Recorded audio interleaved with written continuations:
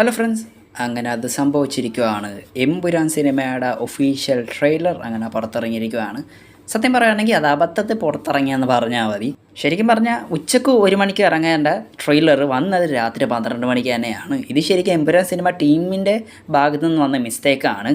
എല്ലാം സെറ്റ് ചെയ്ത് റെഡിയാക്കി ഇരുന്ന സമയത്ത് തമിഴ് ട്രെയിലർ മാത്രം എങ്ങനെ പുറത്ത് ലീക്കായി. പക്ഷേ അവർക്ക് വേറെ ഒരു നിവൃത്തിയില്ലാതെ എല്ലാം ഒരുമിച്ച് അങ്ങ് ഇറക്കി വിട്ട് കളഞ്ഞു, അല്ലാതെ വേറെ നിവൃത്തിയില്ല അവർക്ക്.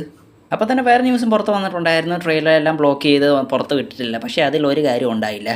ഇനി ഡിസ്ട്രിബ്യൂഷനൊക്കെ എടുത്ത് നോക്കുവാണെങ്കിൽ ശ്രീ ഗോകുലം സിനിമാസാണ് തമിഴിൽ സിനിമ പുറത്തിറക്കുന്നത്. മലയാളത്തിൽ ഇപ്പോൾ പുറത്തിറക്കുന്നത് ഒബിയസ്ലി ആൻ്റണി പെരുമ്പാവൂരിൻ്റെ ആശീർവാദ് സിനിമാസാണ്. കർണാടക ഡിസ്ട്രിബ്യൂഷൻ മേടിച്ചിരിക്കുന്നത് ഹോംബാല ഫിലിംസാണ്. പിന്നെ നോർത്ത് ഇന്ത്യയിലൊക്കെ മേടിച്ചിരിക്കുന്നത് എ ഫിലിംസാണ്.